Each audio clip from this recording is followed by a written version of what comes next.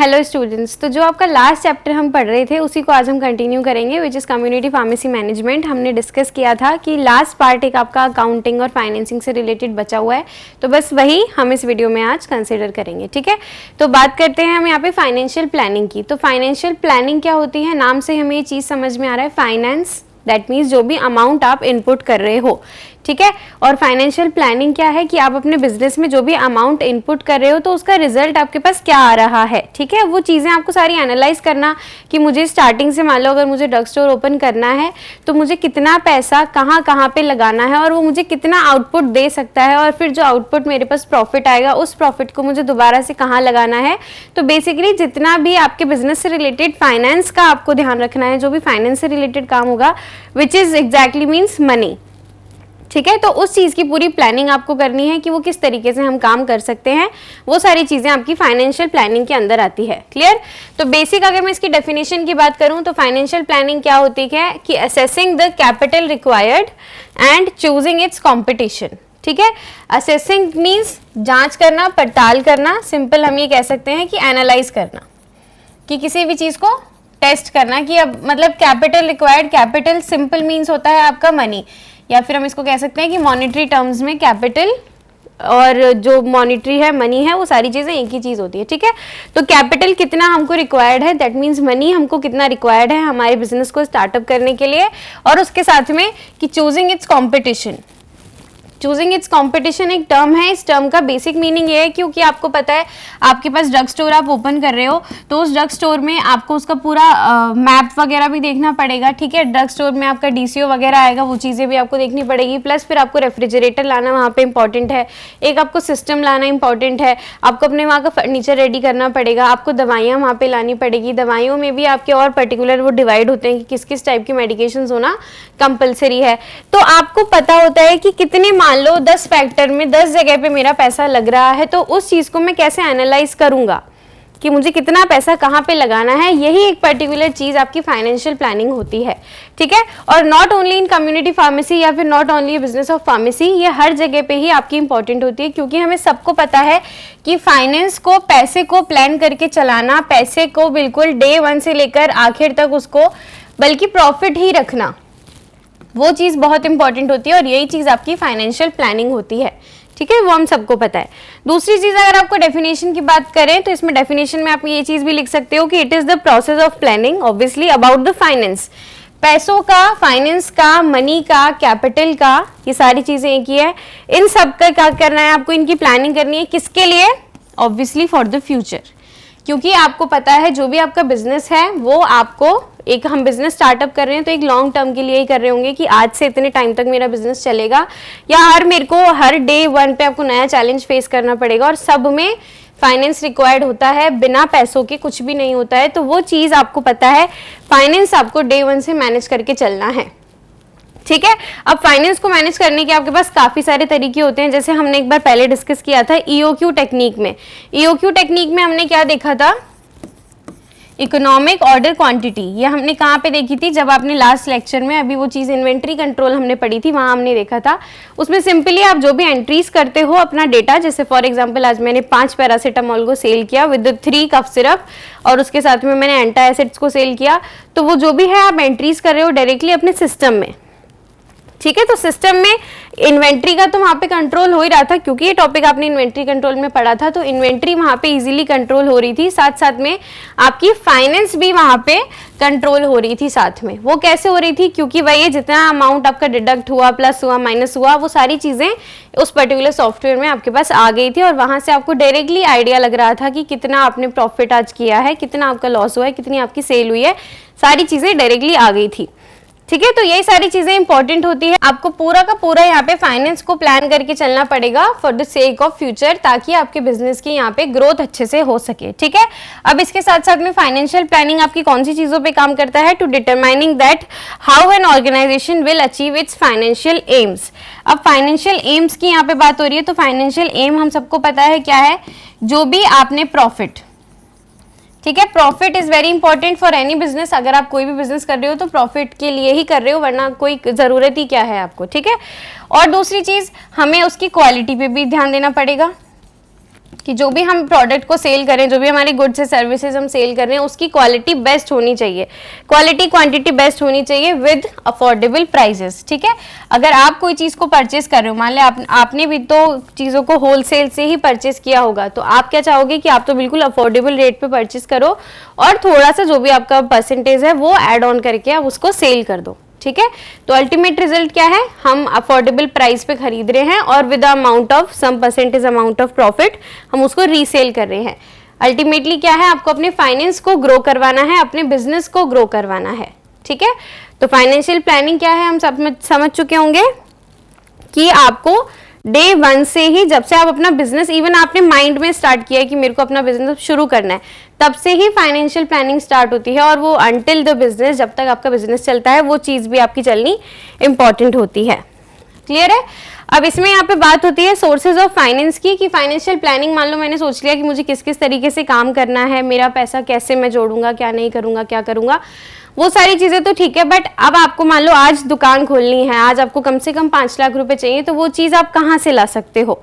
ठीक है, तो वो चीज़ क्या होती है आपकी सोर्सेज ऑफ फाइनेंस की, आपको कौन कौन पैसा प्रोवाइड कर सकता है, वो चीज़ें आपकी आती है सोर्सेज ऑफ फाइनेंस में। ठीक है, तो इसमें कुछ पॉइंट्स हैं, ये हम अभी डिस्कस करेंगे, जिसमें सबसे पहला आता है आपके पास डिबेंचर्स। डिबेंचर्स क्या है आपका, बेसिकली डिबेंचर मीनिंग आपने ये चीज़ सुनी होगी कि हम मार्केट से पैसा उठा रहे हैं। ठीक है, जैसे मान लो मेरा कोई रिलेटिव है, वो मुझे अमाउंट दे रहा है, वो मुझे 2 लाख रुपए दे देगा बट 2% ब्याज पे।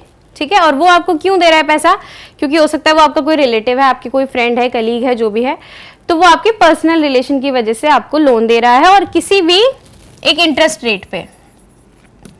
ठीक है, एक इंटरेस्ट रेट पे आपको दे रहा है फिक्स्ड अमाउंट, और वो फिक्स्ड अमाउंट क्यों दे रहा है, क्योंकि आपको पता है उस चीज़ को आप रीपे करने वाले हो कुछ पर्टिकुलर टाइम में। जैसे आपने कहा कि मैं 6 महीने में आपको 2 लाख दे दूंगा या 3 महीने में दे दूंगा, जो भी है, और जो भी जैसे मान लो 6 महीने का दिया तो 6 महीने के अकॉर्डिंग जो भी अकॉर्डिंग टू आपका चार्जेस है उसके अकॉर्डिंग जितना भी इंटरेस्ट बन रहा है वो तो मैं आपको पे कर ही दूंगा एवरी मंथ। ये चीज़ हम सब ने सुनी है। ठीक है, यही पर्टिकुलर चीज़ को हम डिबेंचर्स कहते हैं। ठीक है, मतलब बेसिकली आपको कोई भी अमाउंट प्रोवाइड हो रहा है, और वो प्रोवाइड किस बेसिस पे प्रोवाइड हो रहा है, या तो आपके कोई पर्सनल कलेक्शंस हैं उस पे, प्लस साथ साथ में आपको वहाँ पे इंटरेस्ट रेट देनी पड़ेगी जो भी अमाउंट होगा आपका, और वो आप प्रॉमिस करते हो, ऑब्वियसली रीपे तो हमें करना ही है, तो वो एक प्रॉमिस के बेस पे बेसिकली वो चलती है, क्योंकि यहाँ कोई डॉक्यूमेंटेशन का काम नहीं होता, कोई कागज पन्नों पे आपसे साइन नहीं करवा रहे हैं कि मैंने तेरे को 4 लाख रुपए दिए थे या जो भी कुछ है। इट्स जस्ट कि आप दोनों का म्यूचुअल अंडरस्टैंडिंग है, आप दोनों का बॉन्ड आप अच्छा शेयर करते हो, तो वो आपको इतना अमाउंट दे सकते हैं। ठीक है, ये चीज़ क्या होती है आपके पास, डिबेंचर्स। क्लियर है? दूसरी चीज़, ये चीज़ याद रखना कि बिल्कुल भी आपके बैंक से या फिर ऑफिशियल टर्म्स में बिल्कुल भी लीगल नहीं होती है। अगर ये चीज़ जैसे मैं कर रही हूँ, जैसे मान लो मैं बैंक से भी लोन लेती हूँ, अभी आगे आएगी ये चीज़ें, तो वो चीज़ बिल्कुल अलग है डिबेंचर से। ठीक है, आई होप डिबेंचर आप समझ चुके होंगे, जिसमें हम नॉर्मली किसी भी आपके फ्रेंड सर्कल में किसी से भी अमाउंट ले रहे हैं particular amount of interest rate पे, तो वो चीज़ आपकी डिबेंचर होती है। ठीक है, ऐसे ही दूसरी चीज आपके पास आती है फाइनेंशियल इंस्टीट्यूट। फाइनेंशियल इंस्टीट्यूट क्या है, ऑब्वियसली गवर्नमेंट के कुछ ऑफिशियल इंस्टीट्यूट्स होंगे जो आपको कुछ अमाउंट ऑफ मनी अलाउ कर सकते हैं। अब जैसे सिंपल टर्म्स में कहूँ तो मैं इसका मतलब क्या है, लोन लेना।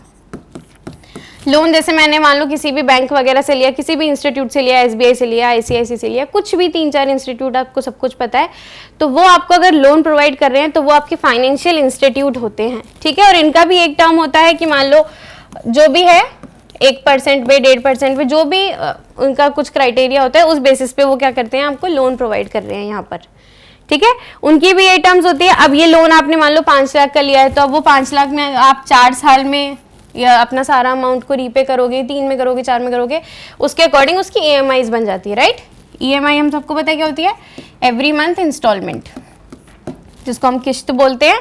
तो वो चीज़ क्या है कि आप फाइनेंशियल इंस्टीट्यूट से, किसी भी ऑर्गेनाइजेशन से, बैंक से पैसा उठाते हो और धीरे धीरे उसको रीपे करते रहते हो। ठीक है, विद इंटरेस्ट जो भी आपका कुछ अमाउंट है। ऊपर वाले केस में हमको पता था डिबेंचर में क्या था, और डिबेंचर में ये चीज़ हमेशा होती है कि जो बैंक आपको परसेंट जितने इंटरेस्ट पे लोन दे रहा है वो कंपैरेटिवली उससे ज़्यादा ही होता है। ये चीज़ हमको पता है क्योंकि वहाँ कोई ऑफिशियल डॉक्यूमेंटेशन का काम नहीं होता, तो ऑब्वियसली वो चीज़ थोड़ी सी ज़्यादा हो सकती है। ठीक है, नेक्स्ट आपके पास आता है रिटेन्ड प्रॉफिट। रिटेन्ड प्रॉफिट हमारे पास में क्या है कि अगर आपने कोई भी बिजनेस शुरू किया है, ठीक है, उस बिजनेस में आपको अर्निंग हो रही है, ऑब्वियसली अर्निंग हो रही है, फिर अर्निंग के बाद में आपको यहाँ पे क्या हो रही है, उसकी कोई प्रॉफिट हो रहा है, ठीक है। आपने कुछ पैसा कमाया, पहले लगाया होगा ऑब्वियसली, लगाया, फिर आपने कुछ कमाया और फिर आपने थोड़ा एक्स्ट्रा कमाया जिसको हम प्रॉफिट बोलते हैं। अब क्या होगा, इस प्रॉफिट को हम यूजुअली डिवाइड कर देते हैं। डिवाइड कर दिया, जैसे कि मान लो कि मैं ऐसे कह रही हूँ कि मैं कुछ अमाउंट, जैसे मान लो कि मैंने इन्वेस्ट कर दिया किसी अच्छी जगह पे, इन्वेस्ट SIPs वगैरह में लगा दिया, कुछ मैंने शेयर मार्केट में लगा दिया, या फिर कुछ मैंने अपनी जो भी मेरे को रिक्वायरमेंट्स थी मैंने वो परचेज कर ली, वो सारी चीज़ों के अलावा, ठीक है। इन्वेस्ट कर दिया कहीं पे अच्छी जगह पे, कुछ शेयर मार्केट में लगा दिया, और कुछ मैंने इन केस कि फ्यूचर में क्या हो क्या ना हो तो मैंने उसको सेव करके रख लिया, खुद के ही पास कह सकती हूँ या किसी बैंक में, इस तरीके से मैंने उसको सेव करके रख लिया। तो जो भी प्रॉफिट है आपका क्या आया, प्रॉफिट में आपने चीज़ों को इन्वेस्ट कर दिया किसी ढंग की जगह पे कि अब ये पैसा मेरे को कंटिन्यू धीरे धीरे देगा, और ये चीज़ें ऑब्वियसली लॉन्ग टर्म के लिए होती है, ठीक है। शेयर मार्केट में लगा दिया है किसी भी जगह जहाँ से मेरे को ऐसा लगता है कि पैसा मेरा रिपीट हो सकता है इस तरीके से, और लास्ट में आपने क्या किया, सेव किया। ये सेव हमने क्यों किया, क्योंकि हमें पता है यू नेवर नो कि कल को आपकी लाइफ में क्या ड्रास्टिक चेंज आ जाए, कब हमें फाइनेंस की पैसे की ज़रूरत पड़ जाए। तो हो सकता है कि इन सब में से पैसा निकलवाने में टाइम लगे, ठीक है। तो मैं जनरली क्या कर रही हूँ, अपना जो भी कुछ अमाउंट था, कुछ स्पेसिफिक अमाउंट जो मैंने बैंक में जमा करवा दिया कि अगर मुझे आधी रात को भी ज़रूरत पड़े तो वो मुझे दे देना करके, ठीक है, मतलब मिनिमम टाइम पीरियड में वो चीज़ मैंने सेव करके रखी। तो इसी चीज़ को हम क्या कहते हैं, रिटेन्ड प्रॉफिट, कि जो पैसा आपने for the sake of future या फिर फ्यूचर कैलेमिटीज के लिए बचा के रखा हुआ था, उस पैसे को अब आपने निकाला है, ठीक है। कई बार बिजनेस में भी इतना ज़्यादा लॉस हो जाता है कि कहीं से भी आपको पैसा नहीं मिल रहा, तो आपने बहुत सेव करके जो बिल्कुल लास्ट जिसको हम कह सकते हैं वो लास्ट ऑप्शन से पैसा निकालना इज रिटेन्ड प्रॉफिट, ठीक है। तो ये चीज़ आपकी रिटेन्ड प्रॉफिट होती है।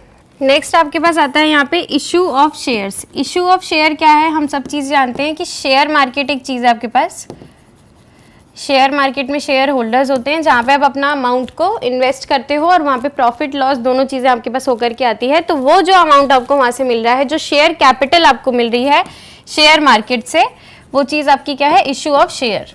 अब ये शेयर कैपिटल की हम बात करें तो वो चीज़ क्या है कि सिंपली आपको शेयर मार्केट से जो भी अमाउंट मिला है, पैसा मिला है, कैपिटल मिला है, इज इशू ऑफ शेयर। अब इसमें ये चीज़ आपकी दो क्लासेस के अंदर क्लासिफाइड होती है कि शेयर कैपिटल का जो पैसा है वो जनरली दो क्लासेस में होता है। एक तो होता है इक्विटी शेयर और एक होता है आपके पास प्रेफरेंस शेयर। तो जो पैसा आपको इक्विटी शेयर से मिलता है वो आपका इक्विटी का कैपिटल होता है, और जो आपको प्रेफरेंस से मिलता है वो आपका प्रेफरेंस कैपिटल होता है। प्रेफरेंस और इक्विटी में थोड़ा ही डिफरेंस है, शेयर से रिलेटेड, इतना डिटेल में हमें जाने की यहाँ पे ज़रूरत नहीं है।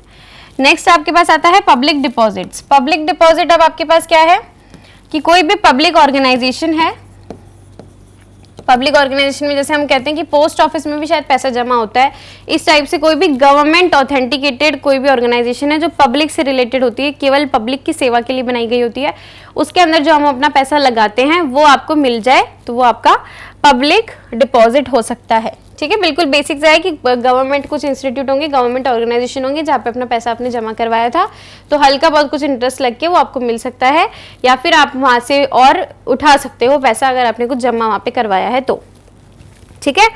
ऐसे ही नेक्स्ट आपके पास आता है ट्रेड क्रेडिट्स। ट्रेड क्रेडिट क्या होता है, बेसिकली यहाँ पे जैसे कोई भी होलसेलर है तो वो होलसेलर क्या कर रहा है, आपको रिटेलर को सामान दे रहा है, ठीक है। और मान लो रिटेलर को इसने कुछ सेल इसकी करवा दी, फॉर एग्जांपल 50,000 तक का इसने इसको सामान दे दिया, इसने इसको सामान दे दिया और इसने ये नहीं कहा कि तू मुझे पैसा अभी दे, क्योंकि ऑब्वियस बात है रिटेलर 50,000 का सामान खरीद लेगा और क्या गारंटी है कि वो 50,000 का सामान उसका बिक जाएगा रातों रात, या फिर हो सकता है मिनिमम टाइम पीरियड में 15 दिन में 20 दिन में नहीं बिक सकती ये चीज़, ठीक है। इतनी एश्योरिटी नहीं हो सकती बिजनेस में। तो इस केस में जनरली क्या होता है, होलसेलर जो होता है वो आपके रिटेलर को ट्रेड क्रेडिट प्रोवाइड कर रहा है। तो ट्रेड क्रेडिट प्रोवाइड करने का उसका क्या मतलब है कि मैं तुझे कोई भी सामान दे दूं, पैसा नहीं दे रहा है वो, उसको यहाँ पे क्रेडिट पैसे नहीं कर रहा है, कोई भी सामान तू मुझसे ले ले, बट वो मुझे 30 दिन में या 90 दिन में, जो भी उनका बॉन्ड एक होता है कि कितने दिन में, 30, 90, 60, कितने पर्टिकुलर दिनों में तू मेरे को इतना पैसा रिटर्न कर देगा, ठीक है। तो बेसिकली पैसा नहीं दे रहा है वो आपको कुछ सामान दे रहा है आपके बिजनेस में ग्रो करने के लिए। जैसे मान लो होलसेलर ने रिटेलर को कुछ दवाइयाँ दे दी, अब उसने कहा कि जब तुम्हारी सेल हो जाएगी, और सेल भी नहीं होगी, मतलब एक टाइम पीरियड है कि 30 दिन में, 90 दिन में, तो इतने दिन में मुझे पैसा रिटर्न कर देना, ठीक है। तो वो चीज़ आपकी क्या होती है, ट्रेड क्रेडिट होती है। नेक्स्ट आपके पास आती है बैंक क्रेडिट। बैंक क्रेडिट क्या है, हम सबको पता है, बैंक आपको सबसे पहले क्या देती है, लोन देती है, ओवरड्राफ्ट देती है, कैश वगैरह प्रोवाइड कर देती है, कैश क्रेडिट। तो ये सारी चीजें जो भी बैंक के थ्रू आपको पैसा मिल सकता है, जिसमें भी बैंक आपकी हेल्प कर सकती है, वो सारी चीजें आपकी बैंक क्रेडिट होती है। ठीक है, लोन हमें पता है, लोन क्या होती है, कुछ अमाउंट मान लो आपको बैंक से लेना है, उसमें कुछ परसेंटेज इंक्रीमेंट वो आपको लगा के, जो भी इंटरेस्ट रेट है वो आपको लगा करके आपको वो रीपे करना पड़ेगा 3 साल में, 4 साल में, जो भी उनके रूल्स होते हैं, रेगुलेशंस होते हैं, उसके अकॉर्डिंग। ठीक है, ऐसे ही आपके पास ओवरड्राफ्ट एक चीज होती है। Overdraft is different from loan, but थोड़ा सा काम वैसा ही है, आपको बैंक क्रेडिट ही कर रही है। ओवरड्राफ्ट में बेसिकली मान लो आपके अकाउंट में पैसे नहीं है, ठीक है, बट आपकी स्टिल ट्रांजैक्शन हो रही है, वो चीज आपकी ओवरड्राफ्ट होती है। अब वो कैसे हो रही है, मान लो आपने कुछ शॉपिंग वगैरह करी है 20,000 तक की, आपके अमाउंट में केवल 15,000 रुपए थे, तो 5,000 आपको बैंक ने दिए, तो वो जो 5,000 बैंक ने दिए वो आपका ओवरड्राफ्ट है। ठीक है, अब वो 5,000 आपको जल्दी से जल्दी रीपे करना है। इस तरीके से जो भी आपके रूल्स होते हैं, जो भी अपने बैंक के जो भी पॉलिसीज होती है, उसके अकॉर्डिंग वो चीजें काम करती है। तो ओवरड्राफ्ट इज बेसिकली समथिंग कि आपको वो कुछ क्रेडिट कर देता है अमाउंट को। ठीक है, और ये आपको कुछ पर्टिकुलर टाइम पीरियड में रीपे करना होता है, या फिर इसकी भी एक लिमिट होती है कि आप कितने अमाउंट तक का ओवरड्राफ्ट रिसीव कर सकते हो बैंक से। ठीक है, अकॉर्डिंग टू इनकी बैंक की काफी पॉलिसीज होती है, उसके ऊपर ये चीजें जाती है। बट आई होप आप ओवरड्राफ्ट का मतलब समझ चुके होंगे, इसको ओडी करके भी कहा जाता है। फिर आपके पास आती है कैश क्रेडिट। कैश क्रेडिट में आपको जैसे जरूरत है तो बैंक से आपने कुछ अमाउंट लिया और वो उन्होंने, बैंक ने आपको जैसे 50,000 60,000 रुपए प्रोवाइड कर दिए इन कैश। ठीक है, तो ये सारे आपके पास क्या होते हैं, कुछ सोर्सेज ऑफ फाइनेंस होते हैं कि अगर हम कोई भी बिजनेस शुरू करने जा रहे हैं और आपको ऐसा लगता है कि अब मुझे पैसे की जरूरत है, तो वो हम कहाँ से ला सकते हैं।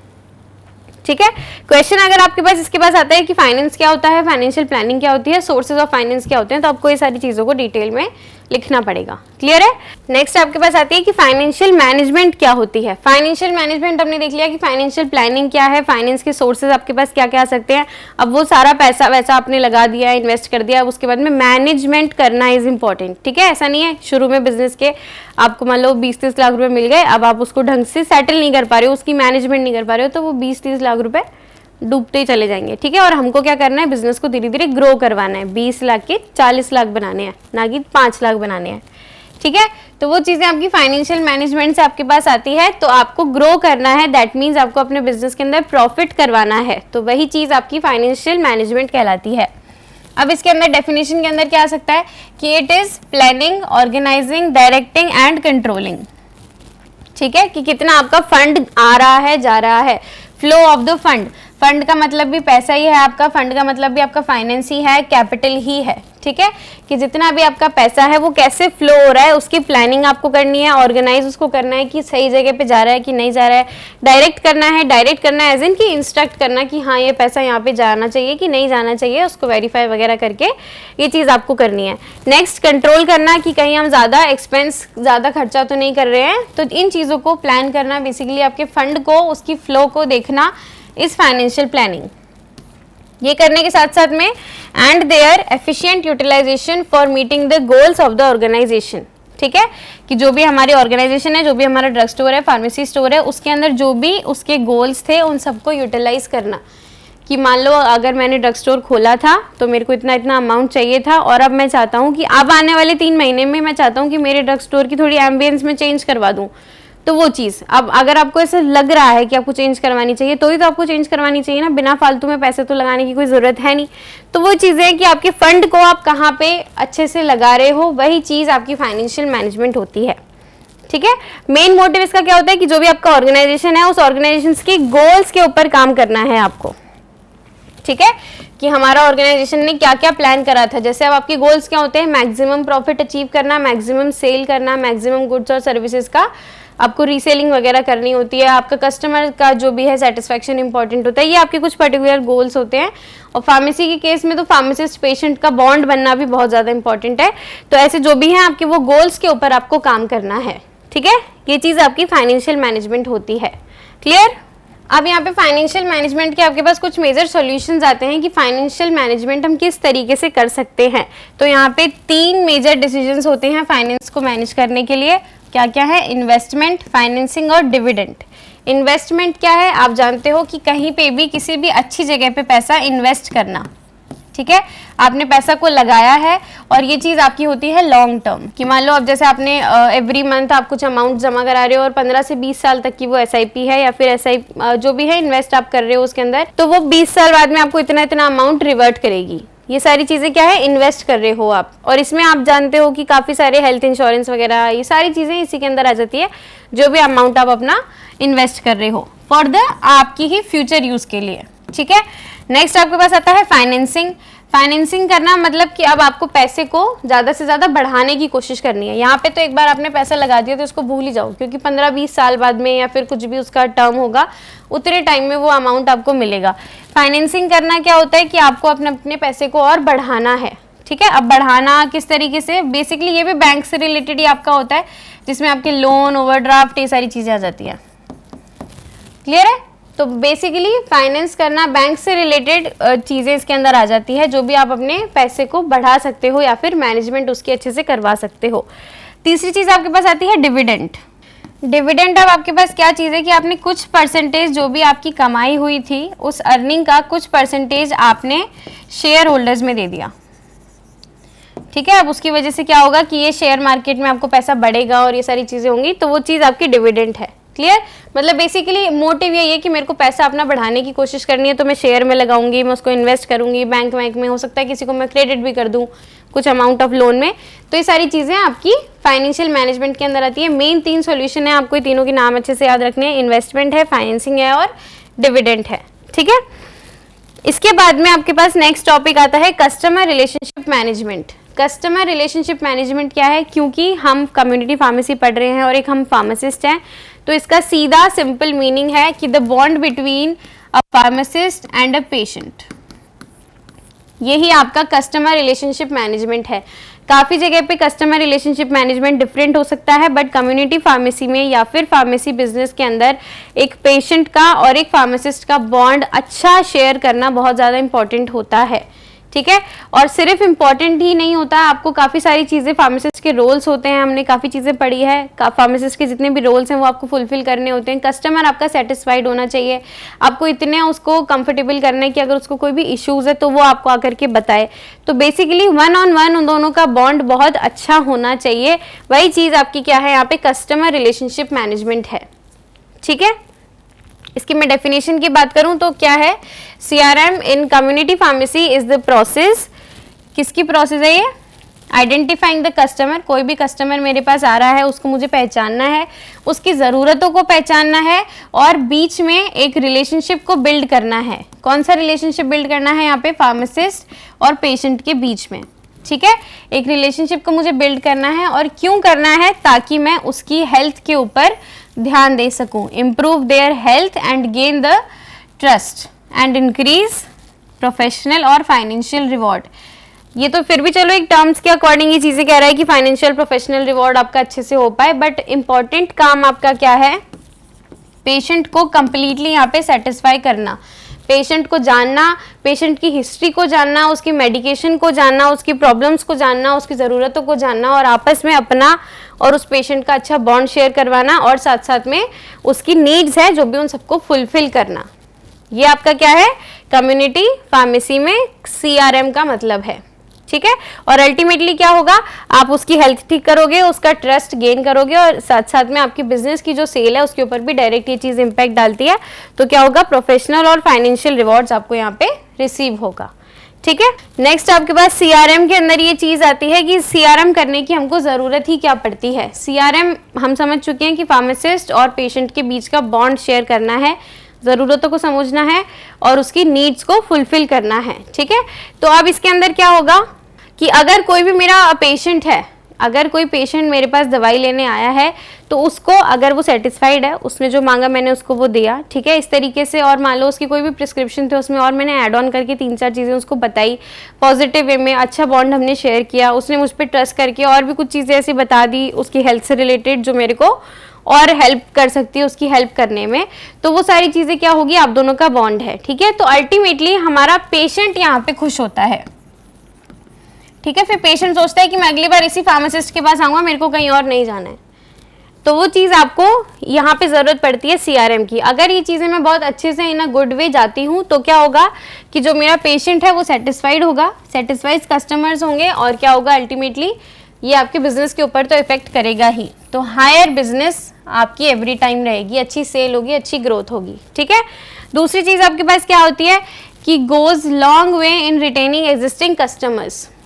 जो भी आपके पास कस्टमर है अभी, जैसे मान लो आप जितने भी पेशेंट्स आपके पास आते हैं, उन पेशेंट को बांध के रखना, उनका ट्रस्ट बांध करके रखना, वो चीज़ कैसे पॉसिबल है जब आप दोनों का अच्छा बॉन्ड होगा, ठीक है। तो जो भी आपके एग्जिस्टिंग कस्टमर्स हैं उनको रिटेन करके रखना, उनको रोक के रखना कि वो आप ही के कस्टमर रहें, कहीं इधर उधर ना जाएं, ठीक है। और वो चीज़ पॉसिबल है CRM से ही। CRM क्या है कि कस्टमर रिलेशनशिप मैनेजमेंट, ठीक है। नेक्स्ट आपके पास क्या आती है कि ensure customer return back home with a smile, कि जो भी आपका पेशेंट है आपने उसकी सारी रिक्वायरमेंट्स को फुलफिल किया है, उसकी चीज़ों को समझा है, और अल्टीमेट रिजल्ट कि वो विद अ स्माइल आपके यहाँ से गया और अब घर पे जाके राजी खुशी बैठ गया, ठीक है। यही हमारा एक मेन मोटिव होता है। दूसरी चीज़ आपके पास क्या है कि improve the relationship between organization and customer. Organization का सिंपल मीनिंग क्या है यहाँ पे, फार्मासिस्ट, और कस्टमर की जो हम बात कर रहे हैं वो क्या है आपका एक पेशेंट। तो इन दोनों के बीच का जो बॉन्ड है वो आपका अच्छा रिलेशनशिप होना चाहिए, अच्छा बॉन्ड ये शेयर करने चाहिए, एक दूसरे को ट्रस्ट होना चाहिए इन पे, मेनली पेशेंट को ट्रस्ट होना चाहिए आपके फार्मासिस्ट पे, तभी वो अपनी सारी चीज़ें आपसे डिस्क्लोज कर पाएगा, सारी चीज़ें आपको समझा पाएगा, ठीक है। तो ये आपके कुछ CRM के फैक्टर्स थे, CRM की ज़रूरत थी कि CRM हमको क्यों करना चाहिए, ठीक है। तो नेक्स्ट टॉपिक अब हमारे पास आता है डिजिटल हेल्थ। तो डिजिटल हेल्थ, ये चीज़ आपको नाम से ही क्लियर है, समझ में आई रही होगी कि डिजिटल हेल्थ क्या है, कि हेल्थ को इंट्रोडक्शन करवाना है आपको डिजिटल से। अब हम ये सब चीज़ जानते हैं कि आजकल हर चीज़ डिजिटल होती जा रही है, और जो चीज़ डिजिटल है वही उसका कोई फ़ायदा है, अदरवाइज़ कहीं कुछ उसका ना कोई प्रूफ है ना कुछ चीज़ें रह पाती है। तो डिजिटल होना इज़ द बेस्ट, ठीक है। डिजिटल होने का सिंपल मीनिंग आप ये याद रखिए कि ऑनलाइन की तरफ जाना, ठीक है। ऑनलाइन हो गए, फ़ोन हो गया, अब उन सारी चीज़ों के अंदर कुछ एप्लीकेशंस आ गई, सॉफ्टवेयर आ गए, ये सारी चीज़ें आपकी डिजिटल इंडिया जैसे बनाती है वैसे ही डिजिटल हेल्थ भी ये चीज़ बनाती है, ठीक है। तो डिजिटल हेल्थ का सिंपल मीनिंग यही है कि जितनी भी टेक्नोलॉजीज़ है, इंफॉर्मेशन टेक्नोलॉजीज़ है या फिर कम्युनिकेशन टेक्नोलॉजीज़ है, उन सारी टेक्नोलॉजीज़ को हेल्थ के अंदर इन्वॉल्व करना, ठीक है। अब जैसे हेल्थ थी तो हेल्थ में पहले के टाइम पे, आज भी क्या हो रहा है, सिंपली पेशेंट जाता है डॉक्टर के पास, प्रिस्क्रिप्शन लिखता है, दवाई लेता है, जांच वगैरह करवाता है अगर वो लिखता है तो, और सारी चीज़ें मैन्युअली यहाँ पे हो जाती है, ठीक है।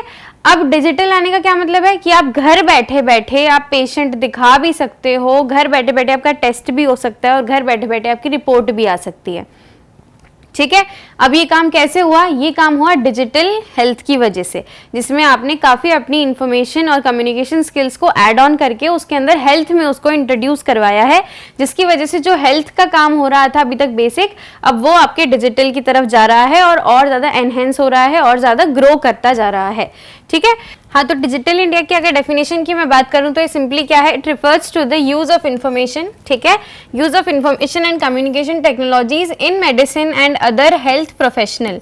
जो भी दवाइयाँ हैं और दवाइयों से रिलेटेड जो भी हेल्थ प्रोफेशनल्स हैं वो सारे आ गए हैं उसके अंदर, डॉक्टर से रिलेटेड, आपका डायग्नोस्टिक सेंटर से रिलेटेड, आपको मेडिकेशन से रिलेटेड, वो सारी चीज़ें यहाँ पे इंट्रोड्यूस करवाना है। क्यों करवाना है, ताकि पेशेंट्स की हेल्थ को मैनेज कर सकें और उनका जो भी हेल्थ रिस्क है, इलनेस है, उन सबको ट्रीट कर सकें और अल्टीमेटली क्या कर सके, वेलनेस को प्रमोट कर सके। एग्जैक्ट डेफिनेशंस हैं, आपको लिखनी है, बाकी मतलब आप समझ ही चुके होंगे कि इन्फॉर्मेशन और कम्युनिकेशन टेक्नोलॉजीज को इन्वॉल्व करना है आपके हेल्थ में, ताकि हम क्या कर सकते हैं, जो भी हेल्थ रिस्क थे उनको कम कर सकें, जो इलनेस है उनको ठीक करवा सकें और क्या कर सकें, अल्टीमेटली वेल्थ को, विच इज वेलनेस की, ठीक रहे हमारे पेशेंट्स, उस चीज को प्रमोट कर सकें, ठीक है।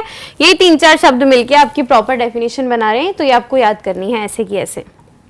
नेक्स्ट आपके पास आता है कि डिजिटल हेल्थ के अंदर चीज़ें आती क्या क्या है। अब मैं आपको कैसे कहूँ कि कैसे पता चलेगा कि डिजिटल हेल्थ की तरफ हम जा रहे हैं। आपने देखा होगा आजकल हम स्मार्ट वॉचेस पहनते हैं, ठीक है, स्मार्ट वॉचेस हम पहन रहे हैं, प्लस हमारा फ़ोन है, फ़ोन में हमारे पास काफ़ी सारी लॉट नंबर ऑफ एप्लीकेशंस हैं जो हमारी हेल्थ को आजकल डायग्नोज कर रही है। हो सकता है जैसे मान लो अगर आप जिम विम जा रहे हो तो जिम विम के लिए आपके पास कोई भी ऐप है जो आपको पूरा देख सकता है कि आपने कितनी फिजिकल एक्टिविटी आज करी है, वेदर इट इज आपने रनिंग करी है, आपने योगा करा है, आपने जिमिंग करी है, आपने कोई भी वर्कआउट किया है, सब कुछ कर सकता है। सिमिलरली आपकी स्मार्ट वॉचेस है, स्मार्ट वॉचेस में भी सेम चीज़ हो रही है, आपकी फिजिकल हेल्थ को वो पूरा ध्यान रख रहा है, आपकी ब्लड शुगर लेवल आपकी वो बता सकता है, आपकी वो ऑक्सीजन लेवल बता सकता है, आपकी वो कार्डियक एक्टिविटी जो भी हो रही है, आपकी हार्ट रेट कितनी है वो बता सकता है। कोई पर्टिकुलर एक्टिविटी में अगर आप इन्वॉल्व हो तो एट दैट मोमेंट वो बता सकता है कि आपकी कितनी हार्ट रेट चल रही है, क्या स्पीड चल रही है, क्या आपकी बॉडी में ऑक्सीजन रिक्वायर्ड है, कितना है, क्या है। ये सारी चीज़ें क्या है, डिजिटल हेल्थ। ठीक है, तो यहाँ पे अगर मैं एग्जाम्पल की बात करूं कि किस किस टाइप के एग्जाम्पल आपको मिल सकते हैं, तो वेयरेबल डिवाइसेस, वेयरेबल डिवाइसेस में आपके पास कोई भी चीज़ जो आप पहन सकते हो। एग्जाम्पल में आपके पास एक स्मार्ट वॉच है, ऐसे ही आपके पास एक डायबिटीज़ के भी कुछ पैचेस वगैरह आते हैं, वो हम पहन लेते हैं, तो वो डायरेक्टली आपको बता देता है कि कुछ कुछ टाइम में कि अब आपका ब्लड शुगर लेवल कितना है क्या नहीं है। और उसमें भी सिंपली कुछ नहीं करना होता, आपको स्किन पे एक पैच लगाना होता है और आपके फ़ोन में कोई ऐप इंस्टॉल करनी होती है, डायरेक्टली आप उस चीज़ को टच करोगे, ये जो भी उसके अंदर एंट्रीज वो मांगता है वो फिल करोगे, तो वो पैच आपको डायरेक्टली आपके फ़ोन की स्क्रीन पे बता देगा कि अभी करंटली आपका ब्लड शुगर लेवल क्या चल रहा है। ठीक है, तो ऐसे जो भी वेयरेबल डिवाइसेस है जो आप पहन सकते हो वो सारी चीज़ें इसके अंदर आ सकती है। दूसरी चीज़ मोबाइल हेल्थ, मोबाइल हेल्थ हम समझ चुके हैं कि मोबाइल में आपका कोई भी ऐप्स हो गया, सॉफ्टवेयर हो गए, जो चीज़ें अल्टीमेटली आपकी हेल्थ के ऊपर इफेक्ट कर रही है, मतलब उनको एनालाइज कर रही है और उसको वेलनेस की तरफ प्रमोट कर रही है। नेक्स्ट है आपके पास telehealth, tele information technology and telemedicine. अभी telehealth, tele information technology, ये सारी चीज़ें क्या है, टेली मीन्स फोन। ठीक है, तो अब इसका सिंपल मीनिंग ये है कि पहले क्या हो रहा था कि पेशेंट को जबरदस्ती वहाँ पे इन पर्सन उठ करके वहाँ जाना पड़ रहा था डॉक्टर के पास में। ठीक है, अब वो चीज़ कैंसिल हो गई। अब आप क्या कर सकते हो, आप दुनिया में किसी भी डॉक्टर से घर बैठे बैठे बात कर सकते हो। ठीक है, through online, through phone call या थ्रू एनी अदर सोर्सेज, कोई भी पर्टिकुलर ऐप आपके पास होगा, वहाँ आपको रजिस्टर करना होगा, इस टाइप से। तो ये सारी चीज़ें आपकी क्या जाती है, telemedicine, telecommunication, tele information technologies, इन सब के अंदर जाती है। क्लियर? तो ये बेसिक आपका डिजिटल हेल्थ क्या होता है उसका हमने यहाँ पे इंट्रोडक्शन देखा। नेक्स्ट आपके पास आता है कि इसके हमारे पास डिफरेंट फंक्शंस और गोल्स क्या क्या हो सकते हैं। ठीक है, फंक्शंस और गोल मतलब कि डिजिटल हेल्थ में मैं काम तो कर रही हूँ, बट अब वो काम मैं क्या क्या कर सकती हूँ, तो वो चीज़ आपकी डिजिटल हेल्थ के गोल्स में आती है। सबसे पहले आपके पास क्या आ रहा है यहाँ पे, to improve the quality of the outcome of care and services. जो भी केयर एंड सर्विसेज हम पेशेंट को प्रोवाइड कर रहे हैं उसकी क्वालिटी को हमको यहाँ पे इम्प्रूव करना है। ठीक है, और इम्प्रूव हो रही है डिजिटल हेल्थ की वजह से ये। नेक्स्ट आपके पास आता है टू इम्प्रूव पॉपुलेशन हेल्थ, जो भी आपकी number of health, that means number of patients को आप यहाँ पे इम्प्रूव कर सकते हो। नेक्स्ट आपके पास आती है to improve patient experience. Patient experience कैसे इंप्रूव होगा, मान लो पहले वो खुद जा रहा था, अब घर बैठे बैठे उसको सारी असिस्टेंस मिल रही है, सारा काम अच्छा हो रहा है, तो उसका एक्सपीरियंस यहाँ पे एनहेंस हो रहा है, बढ़ रहा है, बेटरमेंट की तरफ जा रहा है। नेक्स्ट आपके पास आता है to improve the physician and non physician provider experience. Physician कौन हो गए, जो आपके डॉक्टर्स हैं वो, और नेक्स्ट आपके नॉन फिजिशियंस कौन से हो गए, अदर देन डॉक्टर्स, जो भी पैरामेडिकल का आपका स्टाफ जाता है। जैसे मान लो अगर कोई डायग्नोस करवा रहा है तो वो लैब असिस्टेंट वाला हो गया, फार्मेसी हो गई, आपकी नर्सेज हो गए, ये सारी चीज़ें क्या है आपके नॉन फिजिशियन के अंदर, या फिर आप इसको कह सकते हो कि मेडिकल का ही कोई पर्सन है वहाँ पे। तो इन लोगों के बीच का इनका खुद का एक्सपीरियंस यहाँ पे बढ़ रहा है। ये सारी चीज़ें बेसिक से आपको कुछ एडवांटेजेस यहाँ पे लिखने हैं, वही चीज़ है यहाँ पे। क्लियर? तो डिजिटल हेल्थ आज की तारीख में बहुत ज़्यादा हाईली ग्रोइंग है और ज़्यादा ग्रो करता जाएगा ये आगे भी, क्योंकि ये बहुत पॉजिटिव इम्पैक्ट डाल रहा है पेशेंट्स की हेल्थ के ऊपर, प्लस जो भी डॉक्टर्स हैं उनके साथ में जो पेशेंट और डॉक्टर का बॉन्ड होता है उस चीज़ में भी बहुत अच्छा पॉजिटिव इम्पैक्ट डाल रहा है। नेक्स्ट हम यहाँ पे बात करते हैं किसकी, कैटेगरीज की। कैटेगरीज मतलब कि किस किस टाइप का यहाँ पे काम कर सकती है डिजिटल हेल्थ, वो चीज़ हमको यहाँ पे देखनी है, जिसमें कि रिमोट सेंसाइजिंग एंड वेरिएबल्स, वही चीज़ हमने देखी कि कोई भी वेरिएबल, जैसे आप कुछ भी वॉच वगैरह डाल रहे हो, ये सारी चीज़ें, तो वो आपकी इसके अंदर आ सकती है कि डिजिटल हेल्थ काम क्या क्या कर सकता है, किस किस कैटेगरी के अंदर वो जा सकता है, बस आपको ये देखना है। नेक्स्ट आपके पास आता है telemedicine and health information. Telemedicine मैंने अभी आपको बताया कि आप घर के दुनिया के किसी भी कोने में बैठ के दुनिया के किसी और दूसरे कोने से किसी भी पेशेंट से, डॉक्टर से, यहाँ पे पेशेंट और डॉक्टर कम्युनिकेट कर सकते हैं। यहीं पे वो उसको डायग्नोस कर सकता है, यहीं पे वो उसको मेडिकेशन प्रोवाइड कर सकता है, यहीं पे वो उसकी रिपोर्ट्स को एनालाइज करके जो भी चीज़ें उसको इम्प्रूव करने के लिए कहेगा वो सब चीज़ें यहाँ पे हो सकती है। ठीक है, इन पर्सन इन दोनों को मिलने तक की भी ज़रूरत नहीं है, और ये सारी चीज़ किसकी वजह से हो रही है, डिजिटल इंडिया, डिजिटल हेल्थ। ठीक है, नेक्स्ट आपके पास आता है health wellness behaviour modification tools. इसमें आपने कुछ ऐप्स वगैरह देखे होंगे जो हमारी हेल्थ को इम्प्रूव करते हैं। जैसे मान लो कुछ ऐप्स आजकल ऐसे भी आ गए हैं कि 21 डेज तक हमें उस ऐप को जो भी वो कह रहा है वो बेसिक सी एक्सरसाइज करनी और हमारा वेट लॉस या वेट गेन हो जाएगा, या आपको ऐसा लगता है कि आपको अपनी स्ट्रांग होना है आपको अंदर से, तो वो जो भी आपकी डिमांड्स होती है आप उस ऐप के अंदर फुलफिल कीजिए। वो आपको प्रॉपर बताएगा 15 दिन 20 दिन जो भी ड्यूरेशन है उसमें आपको क्या इनटेक करना है, क्या आपकी डाइट होगी, क्या आपका बेसिक एक्सरसाइज होगा, क्या किस तरीके से आपको मैनेज करना है, और 21st डे पे आपने जो एक्सपेक्ट किया था, जो आपने एंट्रीज डाली थी, एज इट इज रिजल्ट आपको मिलेगा अगर आप उस चीज़ को प्रॉपरली फॉलो करते हो तो। ठीक है, तो ये सारी चीज़ें क्या है, कुछ ऐप्स ही हैं और भाई डिजिटल की वजह से ही हो रहा है ये सारी चीज़ें। तो हेल्थ के हैं, वेलनेस के हैं, बिहेवियर के हैं, इस टाइप के वो ऐप्स आपके पास कुछ आते हैं। ठीक है, और ज़रूरी नहीं है कि सिर्फ वेट लॉस वेट गेन के ही हों, काफ़ी आपके पास होते हैं। जैसे मान लो किसी को शुगर का है, हाइपरटेंशन का है, तो उसके भी पर्टिकुलर आपके पास ऐप्स आते हैं, वो आपको गाइड करते रहते हैं कि अब आपको कुछ कुछ टाइम में क्या क्या करना है अपनी हेल्थ को मैनेज करने के लिए। ठीक है, तो ये सारी चीज़ें वही इसकी कैटेगरीज होती है डिजिटल हेल्थ की। नेक्स्ट आपके पास आता है medical social media. Medical social media भी इज समथिंग लाइक दैट ही, जिसके अंदर आपको मेडिकल असिस्टेंस प्रोवाइड करी जाती है थ्रू एनी ऐप या फिर थ्रू एनी सोशल मीडिया, या फिर कुछ भी आप देख सकते हो कि ये चीज़ तो बहुत बेसिक है कि सोशल मीडिया पे हर चीज़ अवेलेबल है। तो वो कोई भी आपका अगर प्रॉब्लम है हेल्थ से रिलेटेड तो वो सोशल मीडिया पे ऑनलाइन ही यहाँ पे कुछ भी फीस वगैरह वो उनका होता है, उस चीज़ के बाद में आपको असिस्ट कर सकता है। नेक्स्ट आपके पास आता है DIY, diagnostic compliance and treatments. DIY क्या होता है? DIY हमने बहुत नाम सुना है। DIY is do it yourself. तो DIY जैसे हमने कुछ ट्रिक्स देखी है ना कि DIY टेक्निक मैंने देखी थी, मैंने DIY से क्राफ्टिंग करी है, वो चीज़ें, तो DIY डू इट योरसेल्फ होता है। DIY diagnostic compliance and treatment. अब ये चीज़ कैसे हो सकती है कि मान लो किसी भी डॉक्टर ने आपको असिस्ट किया है ऑन कॉल ऑन ऐप जो भी है, उसमें डायग्नोस करा है उसने आपकी बीमारी को, उसके साथ साथ में उसने कंप्लायंस बताया है कि आपको कौन सी ट्रीटमेंट करनी है, किस तरीके से उसको फॉलो करना है, क्या क्या चीज़ों का ध्यान रखना है, क्या नहीं रखना है। सिंपली प्रॉपर आपको 100% मेडिकल असिस्टेंस यहाँ पे प्रोवाइड कर दी जाएगी। आपको सिर्फ वो असिस्टेंस प्रोवाइड करना आपको खुद को ही है, इसीलिए उसको DIY कहा गया है। ठीक है, नेक्स्ट आपके पास आ रहा है कि patient physician patient portals. Simple meaning है, जैसे मान लो अगर कोई भी पोर्टल है, कोई भी आपकी ऐप है, कोई भी गूगल फॉर्म है किसी भी टाइप का, वो आप फिल करोगे, जो उनकी डिमांड्स होगी, जो क्वेश्चंस होंगे वो आपको फुलफिल करने हैं, फिर उसके बाद में एनालाइज कर सकते हैं वो आपको, आप उनको, इस टाइप से। ठीक है, तो सिंपल मीनिंग बस यही बताना है कि डिजिटल हेल्थ आपका किस किस तरीके से किस किस कैटेगरीज में आपका काम यहाँ पे कर सकता है। इसके अलावा भी ऑब्वियसली नंबर ऑफ पैरामीटर्स या फिर नंबर ऑफ कैटेगरीज यहाँ पे और अवेलेबल होंगी, हम यहाँ पे इतना ही कंसिडर करेंगे। नेक्स्ट इसके अंदर आता है एम हेल्थ। एम हेल्थ भी आपका बेसिकली डिजिटल इंडिया के जैसा ही बिल्कुल काम करता है। एम मीन्स यहाँ पे आपके पास मोबाइल, और हेल्थ आपको पता ही है। ठीक है, डिजिटल जैसे डिजिटल इंडिया में आपका ओवरऑल आ गया, ओवरऑल अब इसके अंदर आपके ऐप्स भी आ गए, कोई आपकी वेरेबल डिवाइसेस भी आ गई हैं, कोई भी हेल्थ से रिलेटेड जितनी भी चीज़ें आ सकती थी वो सब की सब डिजिटल हेल्थ के अंदर आ गया। एम हेल्थ की मैं बात करूँ तो प्रॉपरली ये सिर्फ मोबाइल की बात करेगा। ठीक है, कि अब एक पर्टिकुलर सा फोन आपको किस तरीके से हेल्प कर सकता है आपकी हेल्थ को एनहेंस करने में, इंप्रूव करने में, ग्रो करवाने में। ठीक है, तो वो चीज़ आपकी एम हेल्थ के अंदर जाएगी। डेफिनेशन अगर हम देखें तो एम हेल्थ क्या है? Mobile health describe the use of portable electronic device.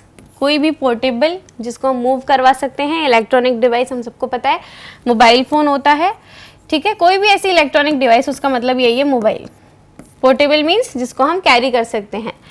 With software applications, obviously software application means simple आपको ऐप डालना है अपने मोबाइल फोन में, ऐप के साथ में to provide health services and manage patient information. अब ये ऐप अल्टीमेटली क्या करेगा? पेशेंट इन्फॉर्मेशन का ध्यान रखेगा, और जो भी आप अपनी इसमें हेल्थ डिटेल्स डालोगे उसके साथ साथ में आगे आपको असिस्टेंट और सर्विसेज प्रोवाइड करेगा।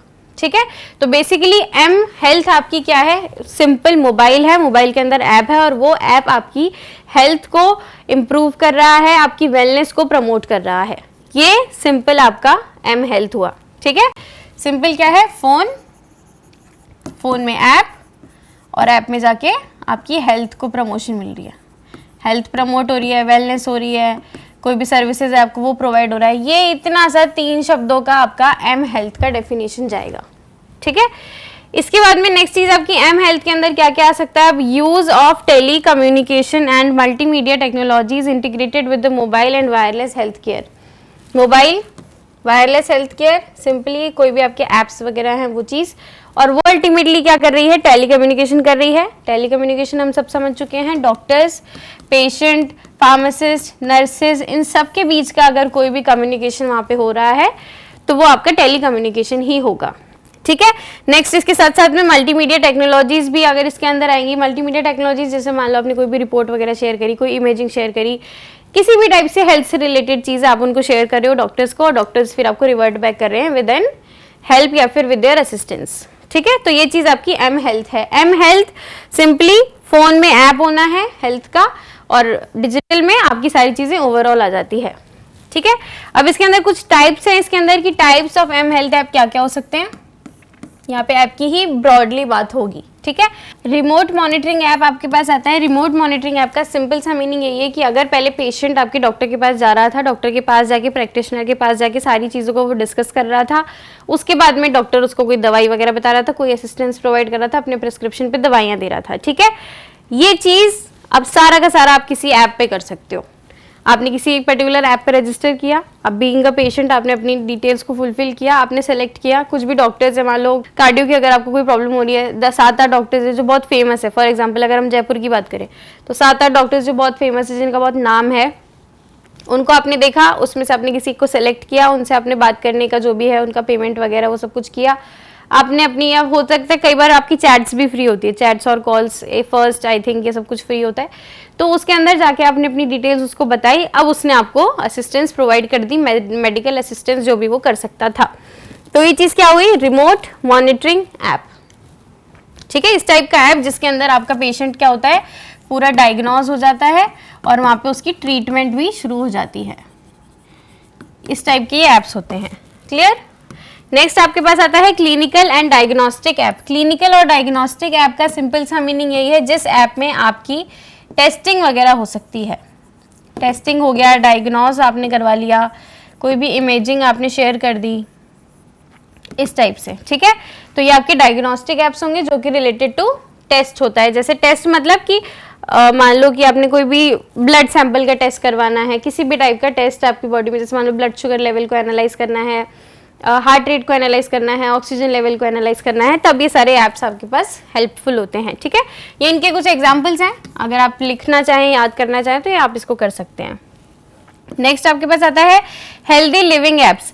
हेल्दी लिविंग्स ऐप वो ऐप्स हैं जो आपकी बेसिकली क्या करते हैं, आपकी डेली लाइफ को, आपकी लाइफस्टाइल को थोड़ा सा एनहेंस करते हैं, उसको इम्प्रूव करते हैं।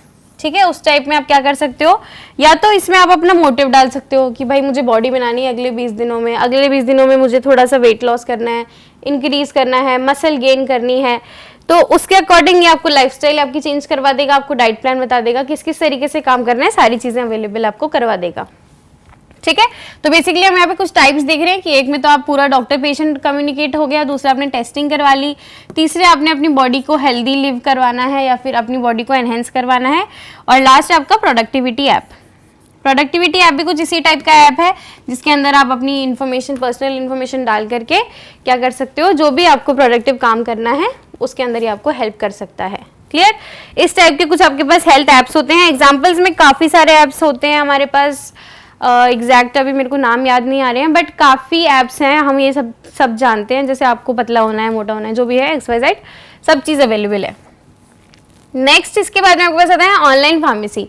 ऑनलाइन फार्मेसी क्या है, नाम से ही क्लियर है, फार्मेसी दवाइयाँ, ऑनलाइन मतलब घर बैठे बैठे अब आपको दवाइयाँ भी मिल जाएगी। सारी चीज़ें आपने देख लिया, डिजिटल हेल्थ आपने देख लिया, एम हेल्थ आपने देख लिया, अब आपके पास इंपॉर्टेंट आता है ऑनलाइन फार्मेसी। क्वेश्चंस भी इसके ऊपर काफ़ी आ जाते हैं। ठीक है, तो online pharmacy is basically something जो आपने घर पे बैठे बैठे आपने अपना ऑर्डर लगाया और घर ही बैठे बैठे आपके डोर स्टेप पे, आपके घर पे ही दवाइयाँ आपके पास आ गई, मेडिसिन आपके पास आ गई, तो वो चीज़ क्या हो गई आपकी ऑनलाइन फार्मेसी। ठीक है, ऑनलाइन फार्मेसी का काम हम बहुत अच्छे से जानते हैं। एक ऐप है फॉर एग्जांपल फार्मेसी, ठीक है, काफ़ी ऐड हमने देखा है इसका फार्मेसी वाला। तो आपने क्या करा, फार्मेसी में आपने अपनी डिटेल्स डाली। ठीक है, ज़रूरी नहीं है कि आपको अपने लिए ही दवाइयाँ चाहिए, हो सकता है आप अपनी फैमिली में किसी के लिए भी ले रहे हो। आपने डिटेल्स डाली, पेशेंट की डिटेल्स डाली, दवाइयों का नाम अगर आपको समझ में आ रहा है तो ठीक है, नहीं समझ में आ रहा है तो नो इश्यूज़, प्रिस्क्रिप्शन का पिक्चर लो और वहाँ पे अपलोड कर दो। ठीक है। अब उसके बाद में हो सकता है आपको कोई वहां से कॉल आए फार्मासिस्ट का या किसी का भी कि ये मेडिसिन आपकी चल रही थी, कोई वही वेरिफिकेशन के लिए, फिर वो चीज़ आप अप्रूव करोगे कि हाँ ये हमने ऑर्डर प्लेस किया है, ऐसे ऐसे करके जो भी उस प्रिस्क्रिप्शन के अंदर दवाइयाँ हैं वो दवाइयाँ आपको क्वांटिटी वाइज जो भी प्रिस्क्रिप्शन के ऊपर लिखा होगा, या अगर आप मैनुअली भी डालना चाहते हो तो वो चीज़ को एंटर करके ऑर्डर प्लेस कर दो और दवाइयाँ आपको आपके घर पे आके मिल जाएगी, 2-4 दिन जो भी उनका ड्यूरेशन होता है वो, है ना। जैसे हम एक बेसिक ऑनलाइन शॉपिंग करते हैं, बिल्कुल उसी तरीके से यहाँ पे ऑनलाइन फार्मेसी का काम होता है। तो अगर मैं इसकी डेफिनेशन की बात करूं तो ऑनलाइन फार्मेसी, या फिर इसको हम क्या कह सकते हैं, इंटरनेट फार्मेसी, या फिर मेल ऑर्डर फार्मेसी, तीनों का एक ही मतलब है, ठीक है। अल्टीमेटली क्या कर रही है, that operates over the internet, पूरे इंटरनेट के ऊपर, इंटरनेट के थ्रू ही काम करती है, और अल्टीमेटली क्या करती है, कंज्यूमर्स को उनके ऑर्डर्स प्रोवाइड करती है, ठीक है। वो ऑर्डर कैसे प्रोवाइड करिए, शिपिंग करके, मेल फॉर्म करके, ऑनलाइन वेब पोर्टल से, ये सारी चीज़ें। सिंपली क्या करना है, घर पे बैठना है और ऑर्डर प्लेस करना है यहाँ पे, और आपको घर पे बैठे बैठे दवाई आ जाएगी। तो ये इट कंपाइल्स ऑनलाइन फार्मेसी, ठीक है। तो ऑनलाइन फार्मेसी का सिंपल सा मीनिंग है, जैसे आप ऑनलाइन शॉपिंग करते हो बिल्कुल वही काम आपको यहाँ पे करना है। नेक्स्ट हमारे पास आता है कि online pharmacy why so popular, कि ये पॉपुलर ही क्यों है। देखो ये चीज़ बिल्कुल फैक्ट है, अगर मैं किसी ऐप से कोई दवाइयाँ मंगवा रही हूँ, ठीक है, हो सकता है कई बार कोई बच्चे हैं, कोई पेशेंट है जो डिप्रेशन में हो, ठीक है, बट वो किसी से शेयर नहीं कर पा रहा, ऐसे उसने ऑनलाइन किसी डॉक्टर से बात करी, डॉक्टर ने बताया कि ये दवाइयाँ हैं, या उसने कंसल्ट करा कहीं पे भी और उसको फील हुआ कि मैं जाके दवाइयाँ नहीं ले सकता हूँ, जो भी एम्बेरसमेंट हो रही है, कुछ भी रीजंस हो सकते हैं, उस केस में आपकी ऑनलाइन फार्मेसी कितनी बेस्ट है कि आपने चुपचाप अपना ऑर्डर प्लेस किया, ऑर्डर आपके पास आ गया, जो देने आया ना उसको पता है क्या है, ना जिसने भेजा है उसको पता है कि आप कौन हो, आप क्या है, ठीक है। तो सबसे इंपॉर्टेंट चीज़ यहाँ पे आती है कॉन्फिडेंशियलिटी, विच मीन्स प्राइवेसी, ठीक है। कॉन्फिडेंशियल आपकी चीज़ें यहाँ पे रहती है। कॉन्फिडेंशियल का सिंपल मीनिंग अगर मैं हिंदी में बताऊं तो इट इज़ गोपनीय, इसको हम बोलते हैं कि बिल्कुल प्राइवेट है, सिर्फ आप जानते हो और आपके अलावा जो किसी थर्ड पर्सन ने ऑर्डर रिसीव किया है वो जानता है, जिसमें भी आप दोनों एक दूसरे को पर्सनली नहीं जानते हो। तो आजकल के यूथ में ये चीज़ बहुत ज़्यादा इंपॉर्टेंट हो रही है, क्योंकि लोगों को ऐसा लगता है कि मैं अपनी चीज़ें किसी से शेयर नहीं करना चाहता, हो सकता है वो मुझे जज करेगा, या कुछ भी XYZ रीजंस हो सकते हैं। उस केस के अंदर यहाँ पे ये बहुत प्लस एक्ट कर रहा है, ठीक है। वैसे अगर मैं बात करूं कि पॉपुलर क्यों है, फेमस क्यों है, तो जल्दी जल्दी घर पे आपको दवाइयाँ आ जाती है, सारा काम आपका बैठे बैठे हो जाता है, तो वो चीज़ें पॉपुलैरिटी की तरफ जाती है, ठीक है। ऐसे ही अगर मैं बात करूं, ये कुछ पॉइंट्स हैं, तो क्या है, बेटर एक्सेसिबिलिटी। एक्सेसिबिलिटी मीन्स कि उसको जल्दी से बैठे बैठे एक्सेस कर लेना, काम कर लेना, घर बैठे बैठे फ़ोन पे ऑर्डर प्लेस किया और 2 दिन बाद वो आ गया, ठीक है, ये आपकी एक्सेसिबिलिटी है। दूसरी चीज़ क्या है, lower transaction and discount and product cost, ठीक है। लोअर ट्रांजेक्शन्स का क्या मतलब है, कई बार आपने देखा होगा कि एड्स वगैरह में, जैसे मैं फार्मेसी कह रही हूँ, उसी के एड्स वगैरह आते हैं काफ़ी कि है ना 10% छूट है, 20% छूट है, दिवाली की छूट है, ये छूट है, वो छूट है। तो क्या है, सारा कुछ ट्रांजेक्शन्स की चीज़ है।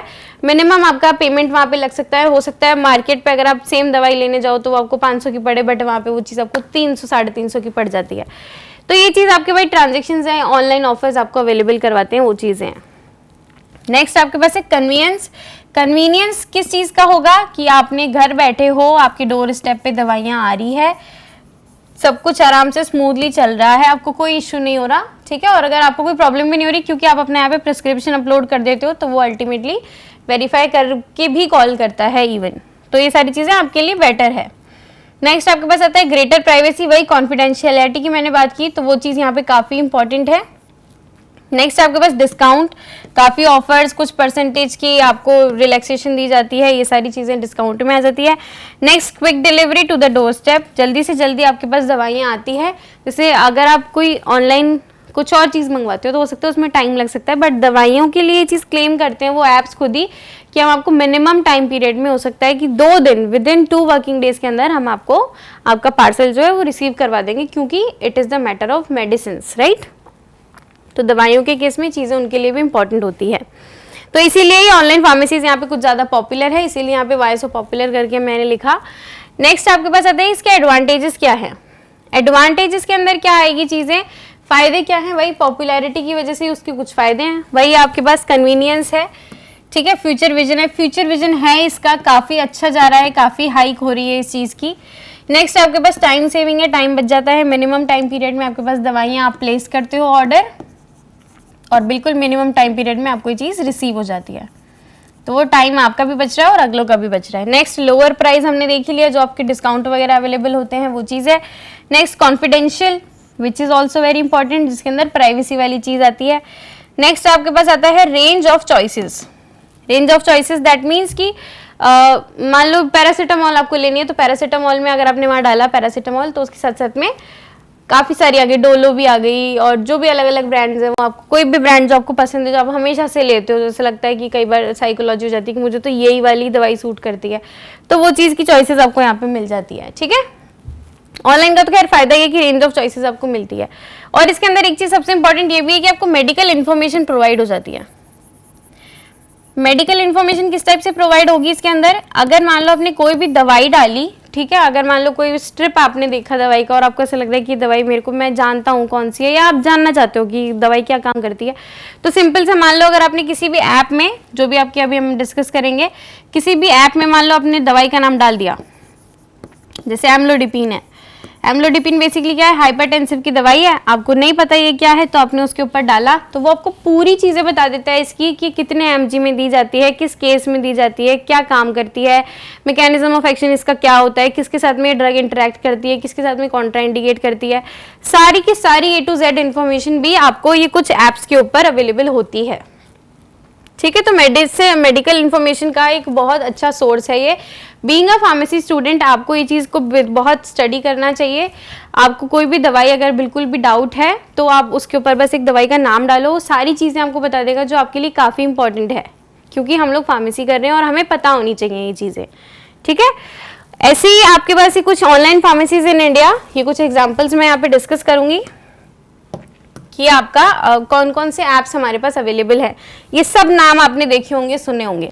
नेटमेड्स इंडिया है, नेटमेड्स का हमने काफ़ी बार टीवी में ऐड तक देखा है, ऑनलाइन वगैरह सब कुछ देखा है। वैसे आपके पास 1mg है, फार्मेसी है, अपोलो फार्मेसी है और मेडलाइफ है। ऐसे और 3-4 भी होंगे, जैसे हेल्दीफाई भी था, हेल्दीफाई वगैरह, तो खैर वो दूसरे ऐप्स आपके पास आ जाते हैं, that are not particular of pharmacy. जैसे आपकी थायरो केयर भी होती है, कुछ इस टाइप से ऐप, ये क्या करती हैं, अल्टीमेटली डायग्नोज आपको करवा देती हैं चीज़ें, जो कि आपके मेनली डिजिटल इंडिया वाले पार्ट के अंदर जा सकता है। ठीक है, अब जैसे नेटमेड्स है, नेटमेड्स आपकी 2010 के अंदर आई थी। इनका basically 100 year old pharmaceutical business इनका चल रहा था। प्रदीप ढाडा करके इनका नाम था, तो उनकी कंपनी भी ऐसे ऑर्गेनाइज हुई थी, ढाडा एंड कंपनी। उसके बाद में 2010 में इन लोगों ने क्या किया, अपना ऑनलाइन फार्मेसी को स्टार्ट किया। वैसे आपके पास 1mg है, 1mg आपकी 2013 के अंदर आई थी। 1mg काफ़ी अच्छा ऐप है, जो मैंने अभी आपको मेडिकल इन्फॉर्मेशन वाली चीज़ बताई, वो सारे ऐप्स पे अवेलेबल होती है, बट मैं पर्सनली 1mg को प्रेफर करती हूँ। तो 1mg पे काफ़ी सारी दवाइयाँ का इन्फॉर्मेशन मैंने खुद कलेक्ट किया है, और इससे काफ़ी ऑर्डर्स भी अच्छे अच्छे प्लेस हुए हैं। बेसिकली आपको बार बार कॉल करके ज़्यादा परेशान नहीं करता है, इस जस्ट कि एक कन्फर्मेशन कॉल ज़रूर करता है कि आपने मेडिकेशंस ऑर्डर किया है या नहीं किया है, which is a very good thing. बाकी सब भी करते होंगे, बट इतना मैंने इनसे इंटरैक्ट नहीं किया। नेक्स्ट आपके पास आती है फार्मेसी। इसका तो ऐड हमने काफ़ी देखा है, फार्मेसी टेक इट इजी, या फार्मेसी। नेक्स्ट आपके पास आती है Apollo pharmacy. Apollo pharmacy is the pharmacy जो आपकी 24 आवर्स तक ओपन रहती है। पूरे 24 घंटे में से आप कभी भी इससे दवाई मंगवा सकते हो, ये आपको हमेशा डिलीवर करेगी। वैसे आपके पास मेडलाइफ आता है। मेडलाइफ आपकी दवाई देने के साथ साथ में एक ऐसा ऐप भी है जो आपकी हेल्थ को भी डायग्नोस करता है और मैनेज करता हुआ चलता है। हेल्थ को डायग्नोस करने के लिए इसके पास काफ़ी डायग्नोस्टिक पैकेजेस भी होते हैं, कि जैसे मान लो 199 में शुगर आपका टेस्ट हो जाएगा, शुगर की फास्टिंग, अदर देन फास्टिंग, जो आपकी HbA1c होती है, वो सारे का पैकेज बना के दे देता है। तो मान लो 1299 में पूरा आपका लिपिड प्रोफाइल करवा देगा, पूरा आपकी जो भी है लिवर फंक्शन टेस्ट, फलाना test, kidney function test, XYZ जो भी है, तो ये कुछ पैकेजेस भी आपको बना करके देता है, जिसमें आपकी टेस्टिंग भी करवाता है। ठीक है, और आपका फार्मेसी भी जो आपकी ड्रग्स है वो प्रोवाइड करवा देता है। और ये टेस्टिंग किस टाइप से करवाता है आपकी, सिंपली कुछ नहीं होता है, इनका एक पर्सन आता है, इनका एक असिस्टेंट आता है, वो आपके घर पे आएगा, आपका ब्लड सैंपल लेगा और चला जाएगा। जो भी टाइमिंग वगैरह होगी उसके अकॉर्डिंग आपको पहले इंस्ट्रक्ट कर दिया जाएगा कि आपको क्या खाना पीना है, क्या नहीं करना है। वैसे ही उस तरीके से वो आएगा पर्सन, कोई भी एक टेक्नीशियन आएगा, आपका सैंपल लेगा, चला जाएगा, और फिर 3-4 दिन में जो भी उनकी ड्यूरेशन है, उसके बाद में आपकी लिस्ट वगैरह जो भी है, रिपोर्ट बेसिकली, वो आपके पास अवेलेबल हो जाएगी ऑन कॉल ही। ठीक है। तो ऐसे ये सारी चीजें आपकी ऑनलाइन फार्मेसी की, ये कुछ एग्जांपल्स हैं। तो ऑनलाइन फार्मेसी कितना ग्रो कर रही है हम काफी अच्छी चीज जानते हैं। अगर इसके ऊपर क्वेश्चन आता है तो आपको सिंपली बताना है डिजिटल हेल्थ क्या होता है, मोबाइल हेल्थ क्या होती है, ऑनलाइन फार्मेसी क्या होती है, और अगर इस पे कुछ एडवांटेजेस या कह रहा है कि राइट अ शॉर्ट नोट, तो काफी सारी चीजें हैं लिखने के लिए। ये 3-4 चीज़ें बस मैंने यहाँ डिस्कस करी है। इसके अलावा आप खुद काफ़ी फ़ोन चलाते हैं, हम काफ़ी एक्टिव रहते हैं, हमें पता है कि डिजिटली आजकल चीज़ें कितना ग्रो कर रही है, तो आपको बस उनके बारे में यहाँ पे लिखना है। क्लियर? तो ये आपका chapter number 9 which is community pharmacy and management यहाँ पे कंप्लीट हो गया। इसी के साथ साथ में आपका ये पूरा सब्जेक्ट का जितना भी सिलेबस था वो हमने सारा कवर कर लिया। अगर आपका कोई भी टॉपिक स्किप होता है तो आप अपने वीडियोज़ में इसी चैनल पर जो आपकी अदर वीडियोज़ है वहाँ पर जाके गो थ्रू कर सकते हो। ओके स्टूडेंट्स, तो आई होप आपको ये चैप्टर और ये सब्जेक्ट काफ़ी अच्छे से समझ में आया होगा। ठीक है, थैंक यू सो मच।